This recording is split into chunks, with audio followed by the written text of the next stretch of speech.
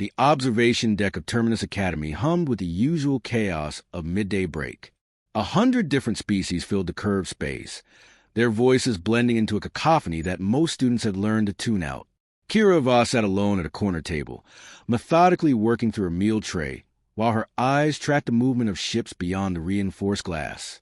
She had been at the Academy for exactly 47 days, long enough to understand the hierarchy, short enough that most species still gave her a wide berth. Humans were rare out here. Deathworlders. The kind of insane creatures who evolved on a planet actively trying to murder them every single day.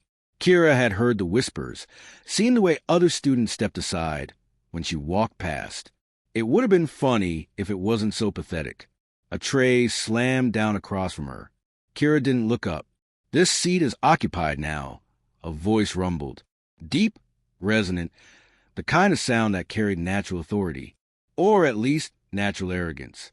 Kira chewed her protein cubes slowly, deliberately, before raising her eyes. The creature standing over her table was Vorik, 7 feet of scale muscle, for arms, a crest of bony protrusions running from forehead to spine. His name was Threx, and he had made it his personal mission to establish dominance over every student smaller than himself, which, unfortunately for everyone else, was almost everyone. "I was here first," Kira said evenly. Her voice carried none of the tension coiling in her shoulders. "Find another table." Threx's mandibles clicked in what might have been laughter. Around them, conversations began to die. Students turned to watch. This was entertainment. This was blood sport without the actual blood. Usually, "You misunderstand your position here, human." Threx leaned forward, his shadow engulfing Kira's tray. "Your species may have a reputation, but reputations mean nothing without proof. And you look like something I could break with one hand." Kira set down her utensil with careful precision. She folded her hands on the table, meeting Threx's cluster of eyes without blinking. The Academy preached nonviolence, conflict resolution through dialogue, mutual respect among the diverse species of the galactic coalition. Beautiful ideals, completely worthless when dealing with bullies. "Last chance," Kira said quietly. "Walk away." The observation deck had gone completely silent now. Even the usual background chatter from other tables had ceased. Every eye was on them. Kira could feel the weight of their attention, the collective holding a breath as they waited to see if the human would fold. Threx's laugh was genuine this time, loud and mocking. "Or what, Deathworlder? You will file a complaint with the administration? Perhaps request a schedule change, so you do not have to see my face." He reached across the table with 2 of his massive hands, fingers splayed wide. "I think instead you will learn your place." His hands were 6 inches from her face when Kira moved. Later, when the security footage was reviewed by a tribunal of very concerned administrators, they would slow the recording down to 1/10 speed and still struggle to track the sequence of events. Kira's left hand shot up and caught Threx's right wrist. Her grip, impossibly strong for her size, stopped his advance cold. Her right hand moved simultaneously, striking the inside of his left elbow with the heel of her palm. Vorik joints, for all their natural armor, bent in predictable ways. Threx's arm buckled. His balance shifted forward. Kira was already moving, sliding out her seat with fluid grace, using his momentum against him. She didn't throw him. She guided him, redirected his own strength, until his face met the surface of the table with a sound that made several students wince.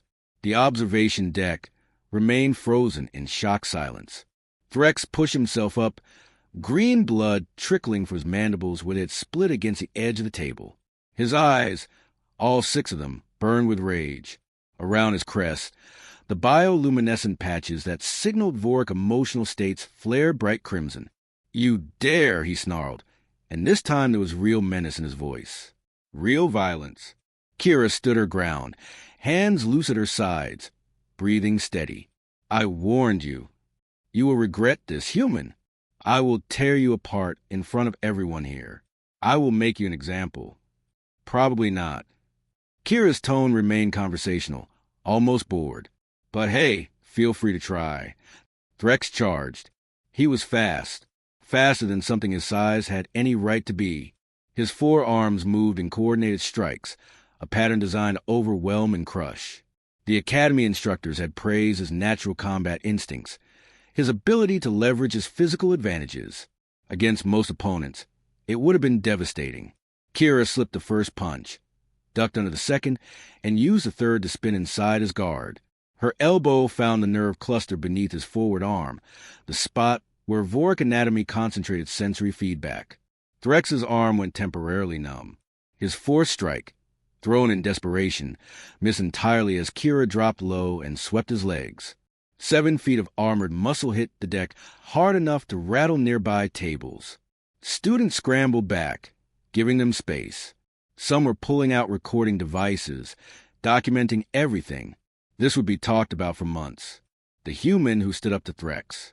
The deathworlder who refused to submit. If Kira survived the next 60 seconds. Threx rolled to his feet with impressive speed, his crest now pulsing an angry violet. "Tricks," he spat. "Clever tricks from a weak species. But tricks will not save you. Neither will standing there talking about it." Kira replied. She was breathing harder now, adrenaline singing through her system. The fight-or-flight response that had kept her ancestors alive through ice ages and predator attacks, and disasters that would have wiped out softer species. Come on then, let's get this over with. What happened next would be debated in tactical combat classes for the rest of the semester. Threx abandoned technique entirely. He came at Kira like a landslide, pure mass and fury. His strategy was simple.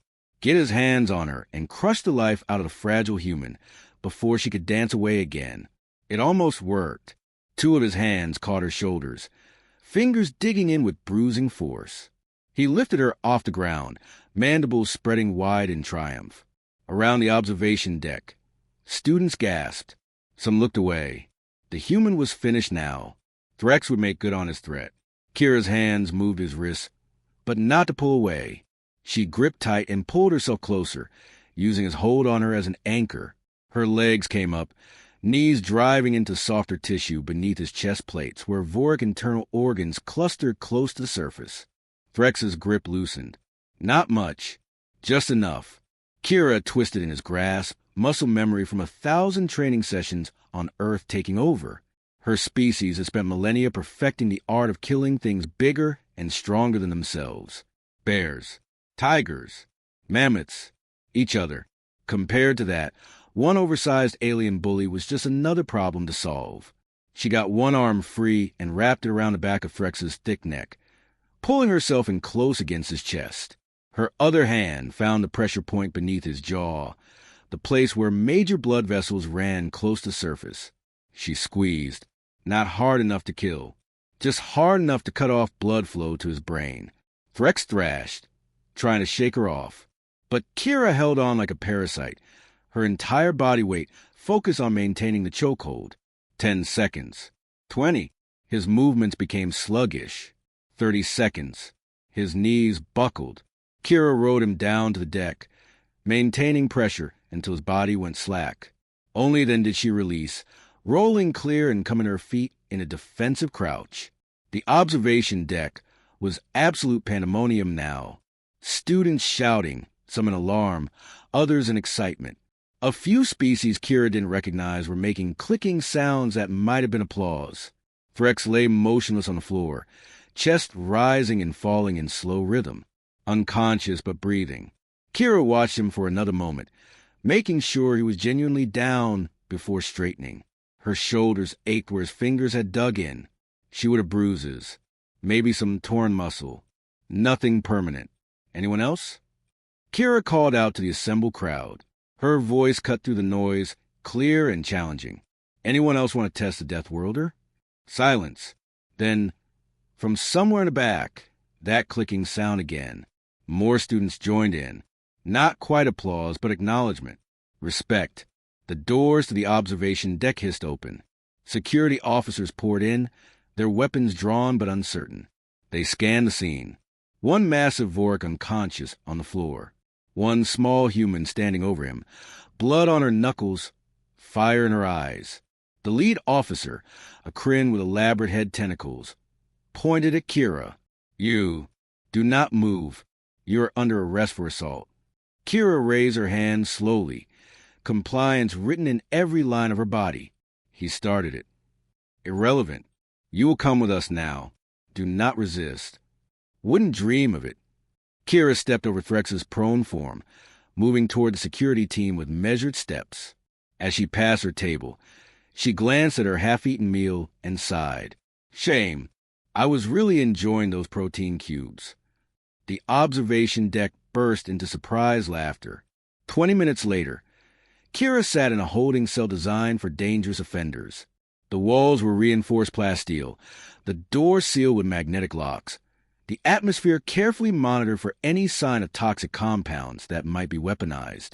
It was, she had to admit, pretty impressive overkill for one human girl. She sat on the bench provided and waited. They would review the footage. They would interview witnesses. They would realize, eventually, that she had acted in self-defense against a known aggressor who had been allowed to terrorize students for months without consequence. And then the real fun would begin. Because Terminus Academy had a problem. They preached equality and mutual respect, but they allowed bullies like Threx to operate unchecked. They brought in species from across the galaxy, including rare and dangerous deathworlders, but didn't bother to establish clear protocols for handling conflict. Someone was going to have to answer for that. The door to her cell hissed open. Kira looked up, expecting a lawyer or an administrator. Instead, she found herself facing something entirely unexpected. The woman who entered was human, older, maybe 40 standard years, with silver threading through her dark hair and scars that spoke of experience earned the hard way. She wore civilian clothes, but moved with military precision. Kira Voss. The woman's voice was crisp, professional. I am Sarah Chen, Special Liaison to the Coalition for Human Integration Programs. I have been monitoring your case since you arrived at Terminus Academy. Kira stood slowly. Monitoring. That sounds ominous. On the contrary, Sarah smiled, but it didn't reach her eyes. That was quite a performance you gave out there. Very impressive. Very controlled. You could have killed Threx easily, but you showed restraint. He wasn't worth killing. No, he was not. Sarah moved further into the cell, the door sealing behind her. But he was worth making an example of. And you did that beautifully. Kira's eyes narrowed. What do you want? To offer you an opportunity. Sarah produced a data tablet from her jacket. Terminus Academy is, as you have no doubt noticed, poorly equipped to handle students with your particular skill set. But there are other programs. Specialized training. Places where a deathworlder's talents are not just tolerated, but actively cultivated. Sounds like recruitment. It is. Sarah met her gaze directly. The Coalition has enemies. Some wear uniforms. Others hide in shadows. We need people who can operate in environments that would kill softer species. People who understand violence not as a failure, but as a tool. Kira was quiet for a long moment, processing. And if I say no, then you will likely be expelled from Terminus for violating the non-aggression protocols. Despite the obvious self-defense claim, you will return to Earth with a black mark on your record. Your chance at a galactic education, at seeing the wider universe, will be over. That is manipulation. Yes, Sarah didn't bother denying it, but it is also the truth. So, what will it be, Kira Voss? Do you want to waste your potential in a classroom full of species who fear you? Or do you want to put your talents to use somewhere they actually matter? Outside the cell, alarms began to sound. Red lights flashed in the corridor. Sarah's communicator chirped. She glanced at it, and her expression shifted into something harder, something dangerous. Well, she said softly, it appears a decision may be made for you. Terminus Academy is under attack. The alarm screamed to the corridors of Terminus Academy like wounded animals. Kira was on her feet instantly, every nerve firing, every sense sharpening to combat readiness. Sarah Chen moved to the cell door, her fingers dancing across the security override panel with practiced efficiency. Under attack by who? Kira demanded, her voice cutting through the wailing sirens. Unknown hostiles. 3 ships dropped out of Slipstream 6 minutes ago. They ignored all hail attempts and started firing on the docking ports. Sarah's jaw tightened as the door hissed open. Terminus has defensive systems, but they were not designed for sustained assault. We have maybe 20 minutes before hull breaches start cascading through the residential sectors. Kira stepped into the corridor, her mind already running tactical calculations. Thousands of students, dozens of species with different environmental needs and physical limitations. Evacuation would be a nightmare even under ideal circumstances. Under fire, it would be chaos. The observation deck, she said. It has emergency escape pods rated for mixed atmosphere. If we can get students there in organized groups instead of everyone panicking at once, we might save most of them. Sarah looked at her with something approaching approval. Good instinct. But first, we need to understand what we're dealing with. She pulled a compact weapon from her jacket and handed it to Kira. Plasma pistol. Coalition military issue. Do not use it unless absolutely necessary. And if you do, aim for center mass. Kira checked the charge indicator and weapon safety with automatic competence. Her father had been military. She had grown up around weapons, learned to respect them before she learned to use them. The pistol felt good in her hand. Solid. Real. Together, they moved through the corridors at a tactical pace. Emergency lighting painted everything in harsh red shadows. Students poured from dormitories and classrooms, their panic a palpable force. Kira saw a young Felthian stumble and nearly get trampled by a group of larger Korvax rushing toward the evacuation points. She grabbed the Felthian by their harness and hauled them upright. Stay close to the walls. Move with purpose, not panic. You hear me? The student nodded frantically, their translator struggling to keep up with their native chittering language. They scrambled away, following her advice. Sarah was already at an emergency terminal, her fingers pulling up tactical displays. The screen showed Terminus Academy in 3 dimensions, with red icons marking the attacking ships and orange zones indicating damaged sections.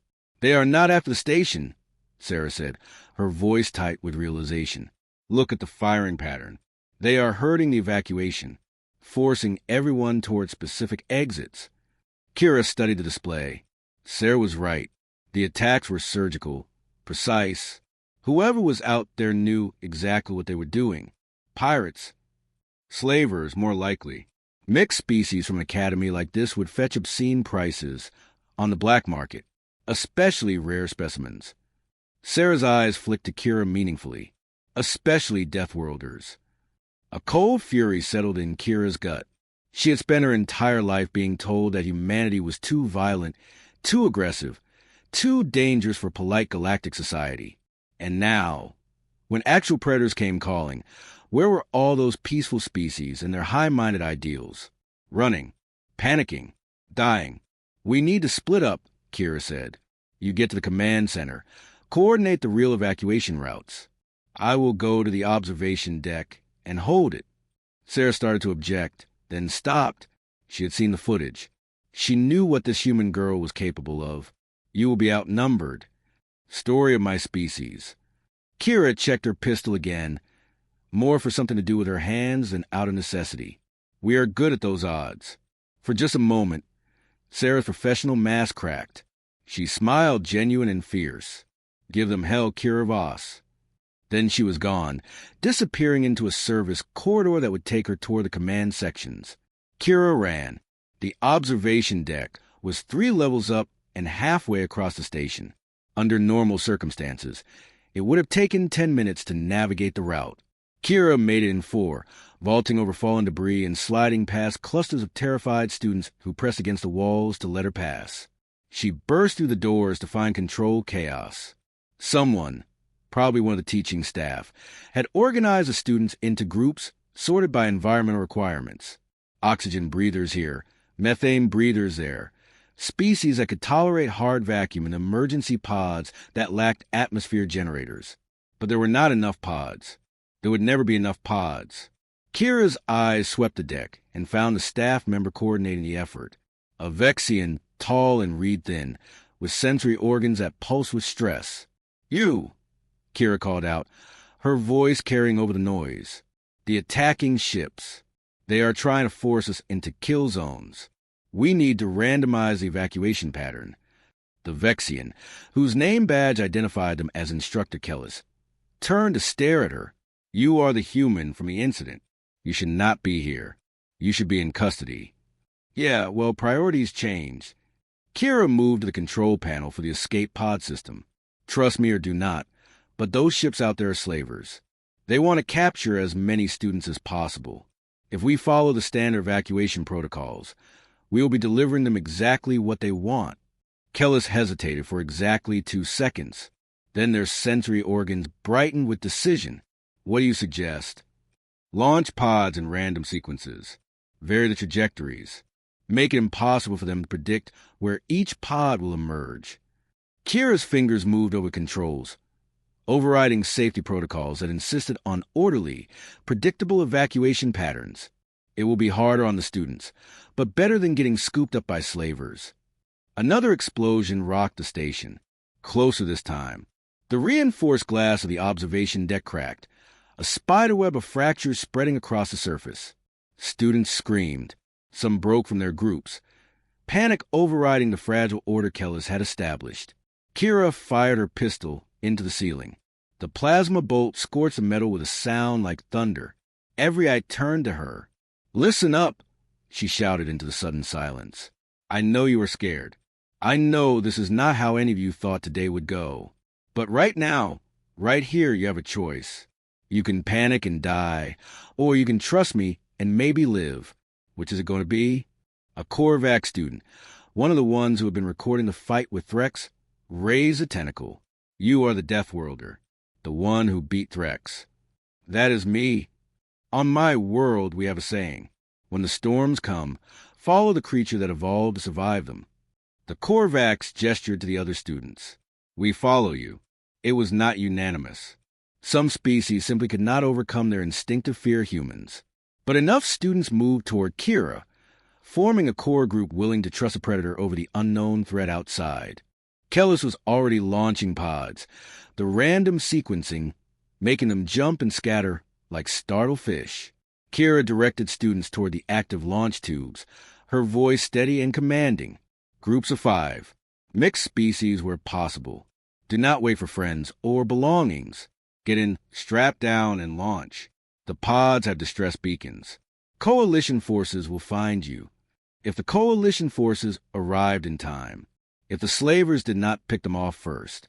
But Kira kept those thoughts locked down tight, buried beneath the mass of confidence that these students needed to see. The deck shuddered again. Warning klaxons added their voices to the symphony of disaster. On the tactical display, Kira watched one of the attacking ships break formation and accelerate toward their position. They were coming. "Faster," she urged. Everyone moved faster. Kellis was doing incredible work, their multiple limbs operating 3 control panels simultaneously. Pods launched in rapid succession, each one carrying precious cargo away from the dying station. The numbers were good, better than expected. They might actually save most of them. The reinforced glass finally gave way with a sound like the universe cracking in half. Atmosphere screamed out into vacuum. Students near the breach were sucked toward it, their screams cut short as emergency bulkheads slammed down, sealing that section. But not before a dozen students were lost. Kira forced herself not to look, not to count the dead. There would be time for that later. If she survived.